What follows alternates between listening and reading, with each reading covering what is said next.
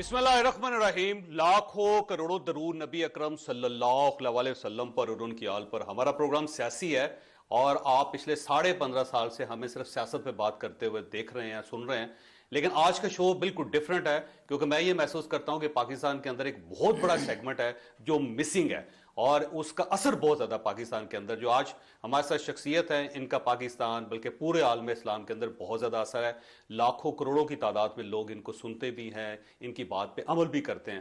लिहाजा आज जो इनको यहाँ इस शो का हिस्सा बनाया गया है, उसका मकसद ये है कि पाकिस्तान के अंदर जो अफरा तफरी है, जो बेचैनी है, जो खराबी है, जो परेशानी है, जो तकसीम है, उसको ख़त्म किया जा सके। मुफ्ती अब्दुल रहीम साहब हमारे साथ तशरीफ रखते हैं इस वक्त। जामियातुर रशीद पाकिस्तान का बहुत बड़ा मदरसा है, बहुत बड़ी यूनिवर्सिटी है।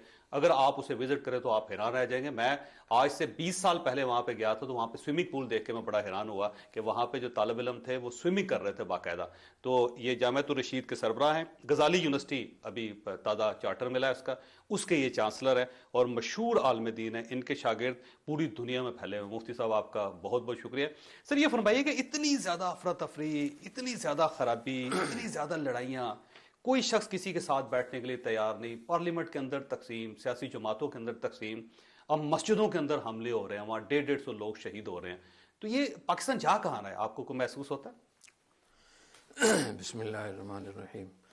चौधरी साहब बहुत शुक्रिया मुझे मौका दिया अपने बात करने का। और चौधरी साहब से 20 साल पुराना ताल्लुक़ है मेरा। वो मैं बहुत इनकी तहरीर से भी बहुत मुतासिर हूँ और इनकी रिसर्च से ख़ास तौर पे मुतासिर हूँ। चौधरी साहब ये जो आपने पाकिस्तान के हालात का जिक्र किया, मैं थोड़ा सा तारीख़ में मैं जाऊँगा जी। हमारी तारीख़ में 4 बड़े वाक़यात हुए हैं, हादसात हुए हैं आलम इस्लाम में, जिसका सबसे ज़्यादा नुकसान हुआ है। एक सकूत बगदाद हुआ है, सकूत अंदलुस हुआ है, सकूत दिल्ली और सकूत खिलाफत उस्मानिया। ठीक, छोटे मोटे तो बहुत हुए, लेकिन मेन बड़े 4 यही हवादिस हैं जिससे सदियों तक मुसलमानों ने इनको भुगता और भुगत रहे हैं। मैं ये समझता हूँ कि इस वक्त मुस्लिम उम्मा एक 5वें सकूत के दहाने पर खड़ी हुई है और उस सकूत के रास्ते में पाकिस्तान वाहिद मुल्क है जो रुकावट है। एक एटमी मुल्क है, एक ताकतवर मुल्क है।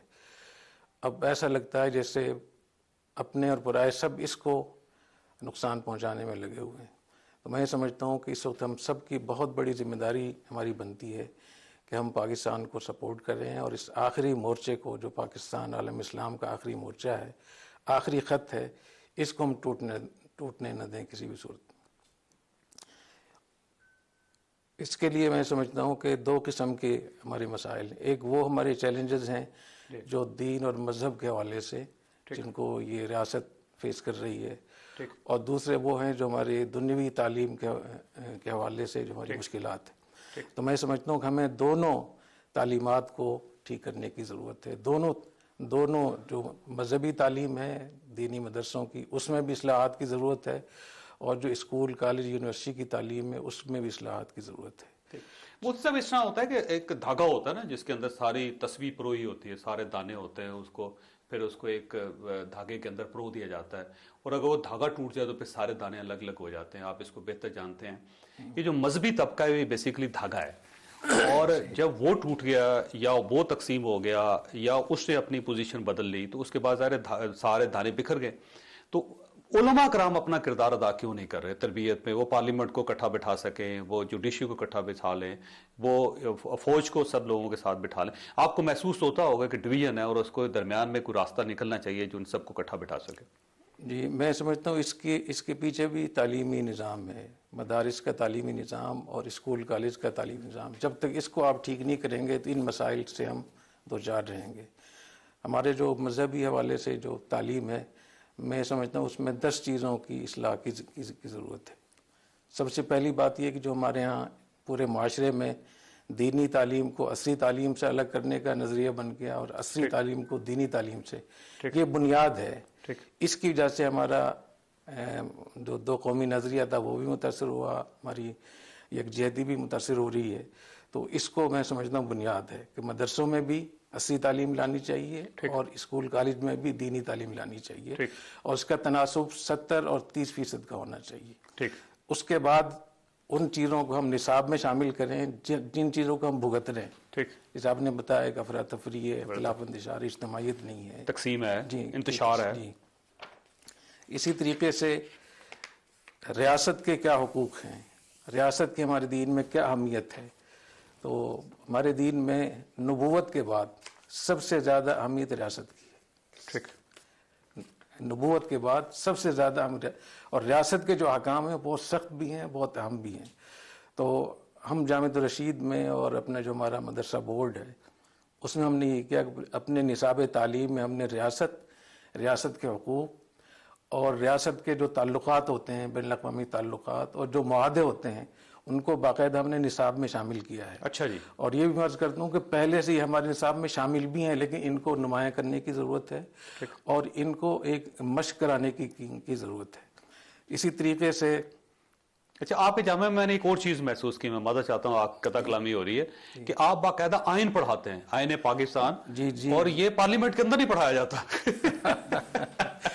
جی، ہمارے ہاں جامعۃ الرشید میں آئین پاکستان بھی پڑھایا جاتا ہے اور داخلہ اور خارجہ پالیسی بھی پڑھائی جاتی ہے کہ ہمارے ملک کی خارجہ پالیسی کی وجہ سے مشکلات کیا ہیں، کیا کیا مشکلات ہمیں یورپ سے، امریکہ سے معاشی طور پر، سیاسی طور پہ آتی ہیں، اور اس کا حل ہمارے دین میں کیا ہے، یہ بھی باقاعدہ ہم پڑھاتے ہیں. ہم نے وزارت خارجہ میں ایک بڑے افسر ہوتے تھے، ان کو ہم نے 5 دن کی ورکشاپ کروائی تھی ان سے. بہت اچھا. پورا ہم نے ان سے کہا کہ آپ بتائیں کہ ہمارے خارجہ پالیسی کے حوالے سے کیا کیا پریشر باہر سے آتے ہیں، اقلیتوں کے حوالے سے، کاروباری حوالے سے.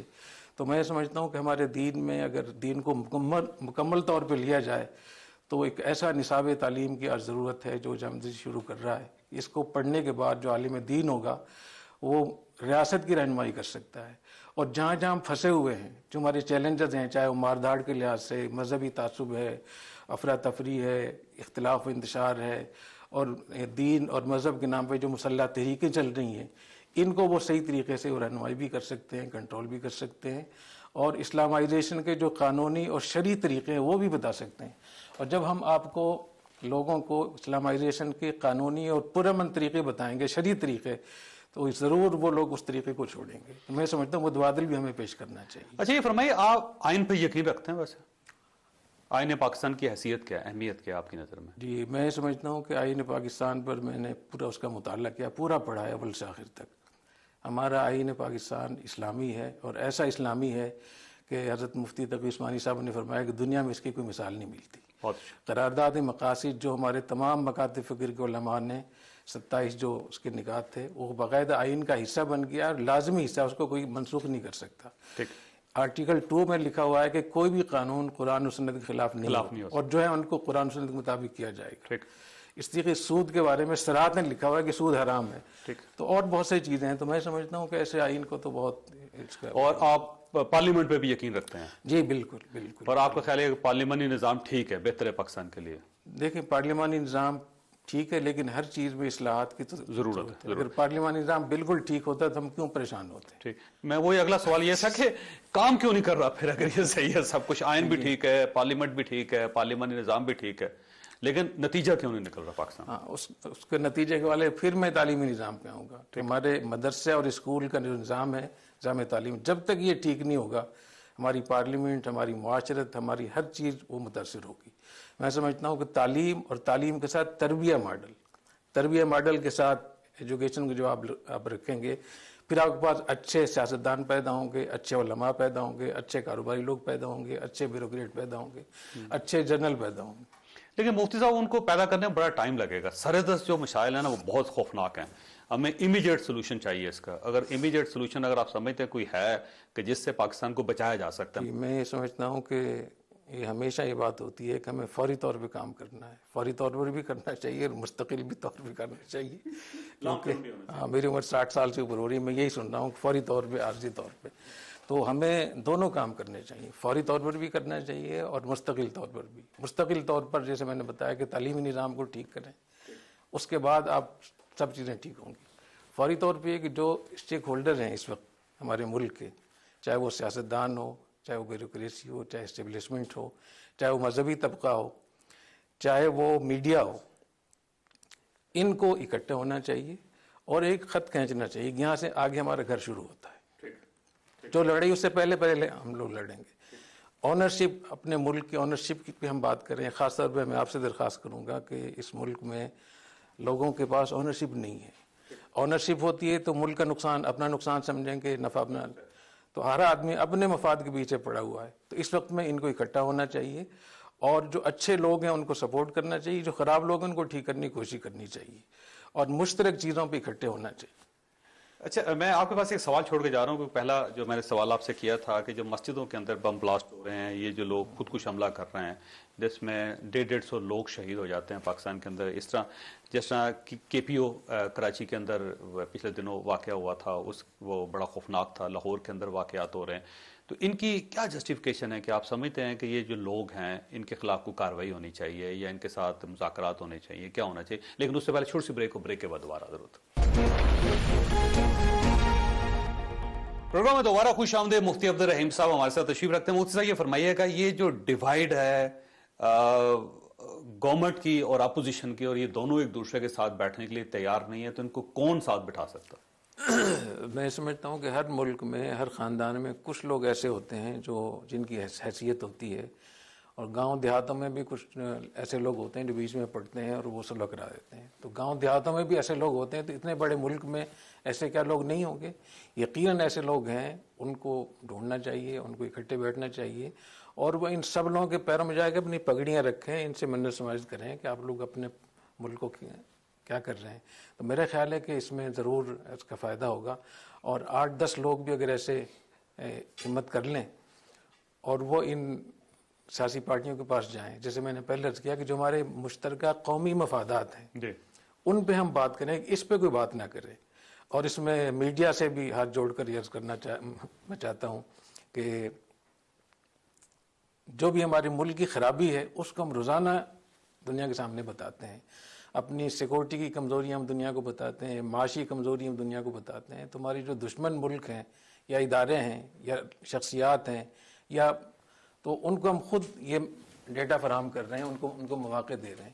تو ہمیں اس کو طے کرنا چاہیے کہ مثبت چیزوں کو ہم لے کر آئیں، اور جو ایسی چیزیں جو ملک کو کمزور کر سکتی ہیں، ہماری افواج کو کمزور کر سکتی ہیں، ان کا حوصلہ توڑ سکتی ہیں، ان سے ہمیں باز رہنا چاہیے. اور معاشی طور پر آپ نے ایک ویلاگ کیا تھا، تو اسی پہ میں یہ بات عرض کروں گا کہ اس کی کئی دفعہ مختلف لوگوں سے بات چیت ہوئی، یہ بات کاروباری لوگوں سے بھی.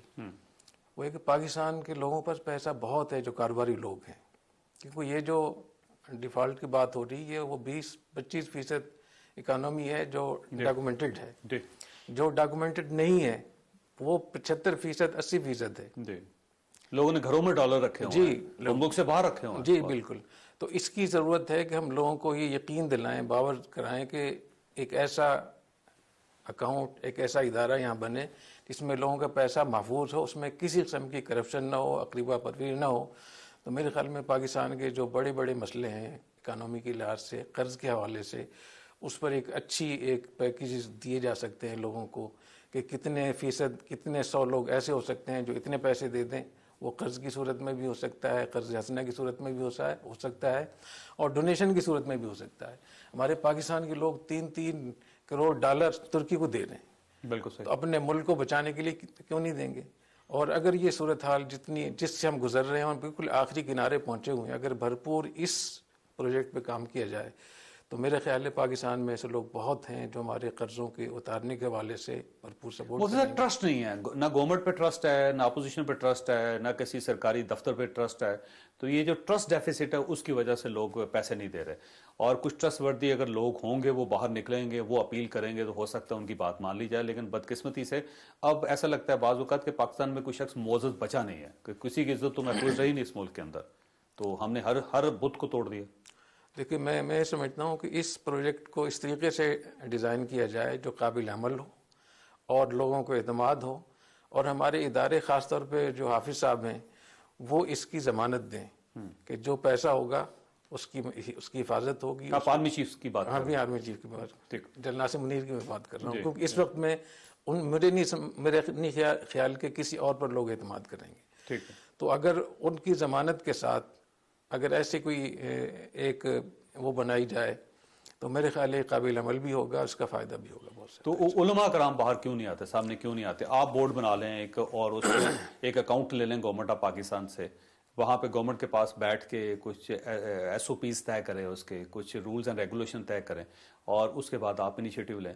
کیونکہ پاکستان کو بنانے میں علماء کرام کا بڑا کردار تھا, تو اب میرا خیال ہے بچانے میں بھی اتنا ہی کردار ہونا چاہیے. اچھا, آپ کے علم میں آپ کو لانا چاہتا ہوں, کراچی کے بڑے بڑے کاروباری لوگوں کے ساتھ بڑی سطح پہ مسلسل اس پہ ہم بیٹھ رہے ہیں. ٹھیک.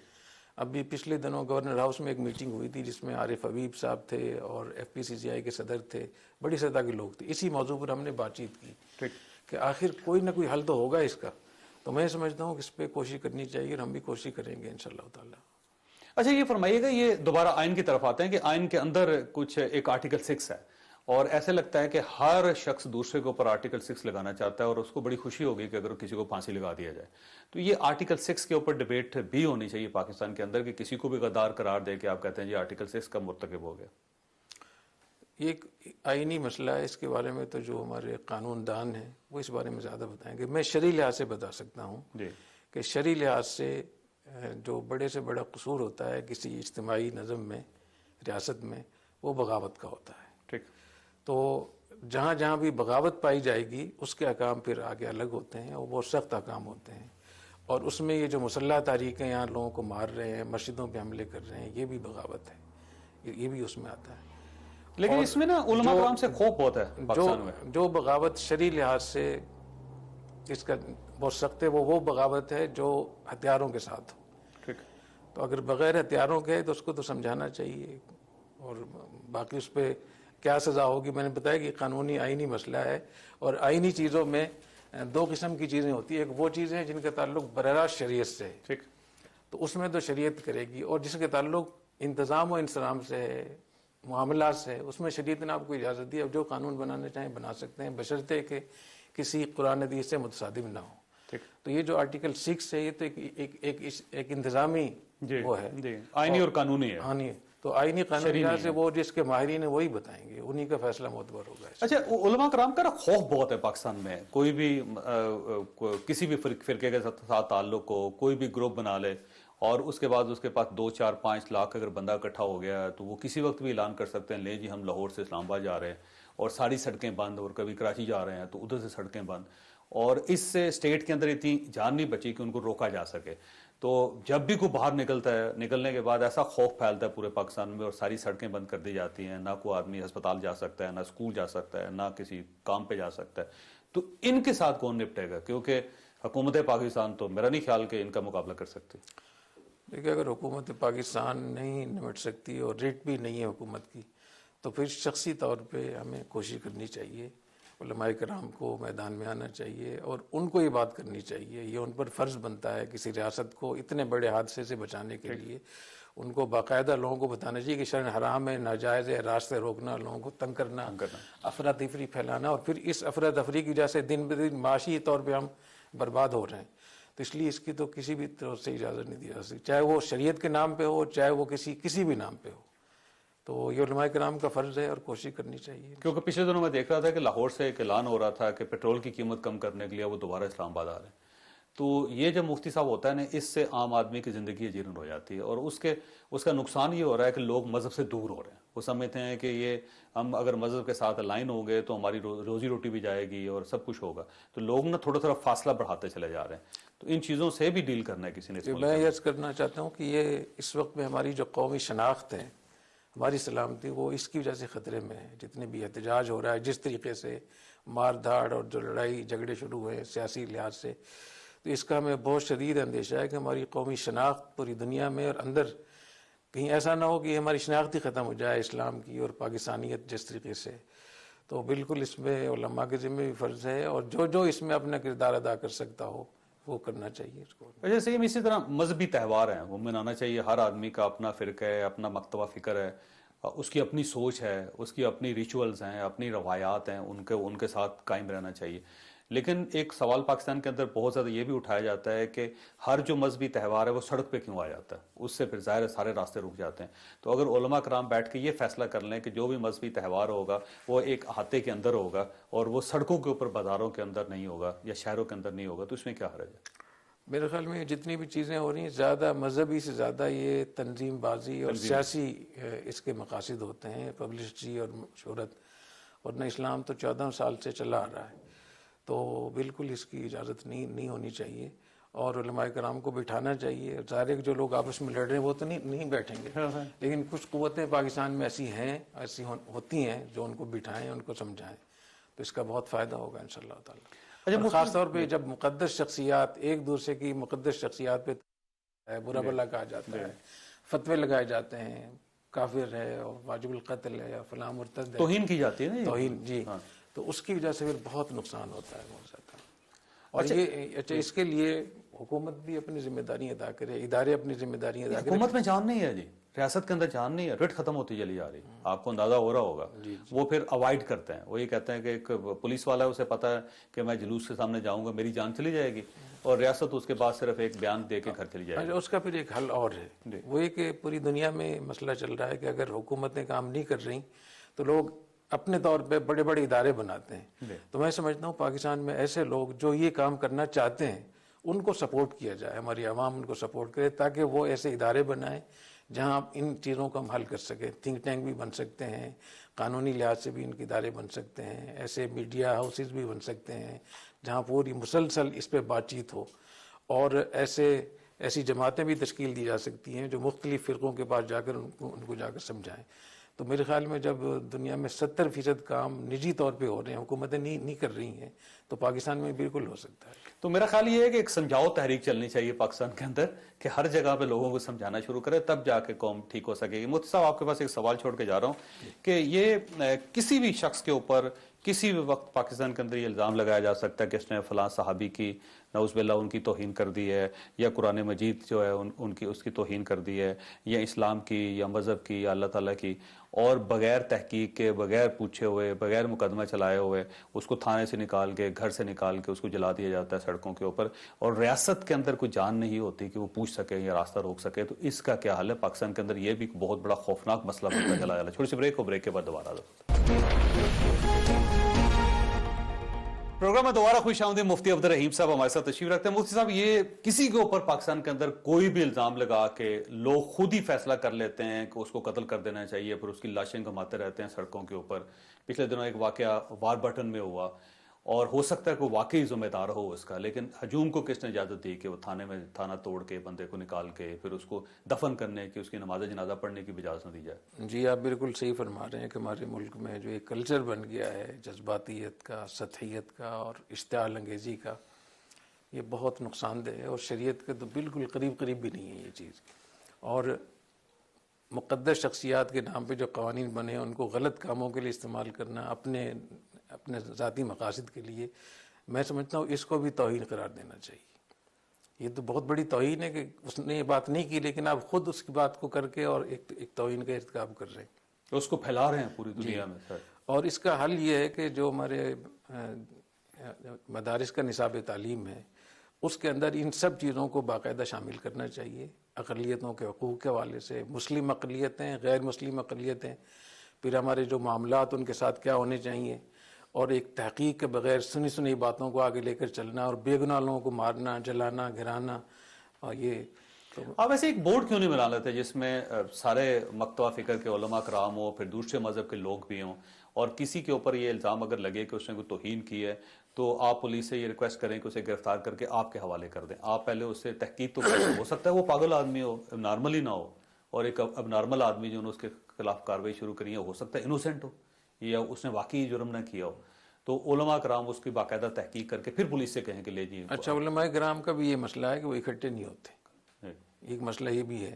تو میں نے پہلے بھی ایک مشورہ دیا تھا، اور آپ کی وسادت سے پھر میں رائے دیتا ہوں کہ اسلامی نژادی کونسل میں ایک تھنک ٹینک بنانا چاہیے، اور اس میں 5 مکاتب فکر کے وہ علماء جو محققین شمار ہوتے ہیں، باقاعدہ تحقیق ہے ان کے پاس، ان کو اس میں شامل کر کے وہاں سے چیزیں، اور وہ ایسے نہ ہوں جو ایک جیسے کاروباری درباری لوگ ہوتے ہیں، ایسے نہیں، صحیح لوگ ہوں۔ ہر اجلاس میں لڑائی ہوتی ہے اس میں تو میں سمجھتا ہوں اگر ایسا کہ اسلامی نژادی کونسل میں ایک ایسا چیز بنائی جائے تو وہاں سے ان چیزوں کا فیصلہ بھی ہو سکتا ہے، اس کا فائدہ بھی ہوگا۔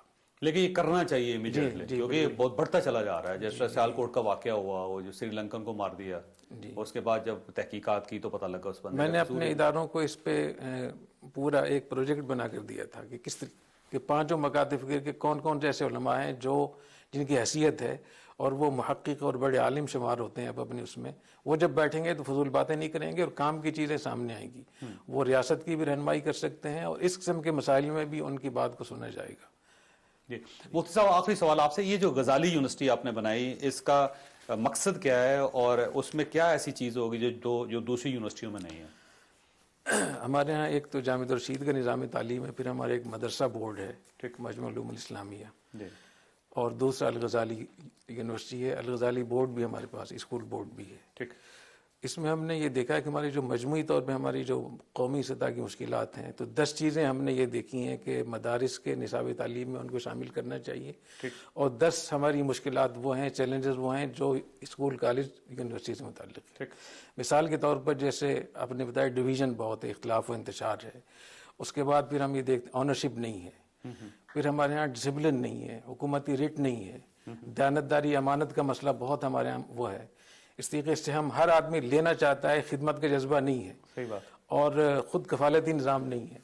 تو ہم نے الغزالی یونیورسٹی کا جو نظام تعلیم، اس میں ان سب چیزوں کو نصاب میں بھی شامل کیا ہے. بہت اچھا. اور ان کے لیے سرگرمیاں اور مشقیں بھی رکھی ہیں، اور ان کو عملی جامہ پہنانے کے لیے طلباء کو، اساتذہ کو اسائنمنٹ بھی ہم دے رہے ہیں. بہت اچھا. اور اس کے ساتھ ساتھ ماحول بھی دے رہے ہیں. اگر ماحول نہیں ہے تو کچھ بھی فائدہ نہیں ہے. تو میرا یہ خیال ہے، میرا یہ نظریہ ہے انشاءاللہ کہ جو ہماری قومی سطح کے مسائل ہیں، بین الاقوامی سطح کے مسائل ہیں، جس سے ہم گزر رہے ہیں، الغزالی یونیورسٹی کا تعلیمی نظام تربیہ ماڈل کے ساتھ یہ ان سب چیزوں کا حل پیش کرے گا انشاءاللہ. اس میں کوئی شک نہیں، کیونکہ ہمارا جو سسٹم ہے نا مفتی صاحب، اس کے اندر خرابی یہ ہے کہ ہم اسے کہتے ہیں تعلیم و تربیت، جبکہ اس کو تربیت و تعلیم ہونا چاہیے. تربیت پہلے ہونی چاہیے، تعلیم بعد میں ہونی چاہیے. ہم تعلیم پہ زیادہ فوکس ہیں، تربیت پہ نہیں ہے.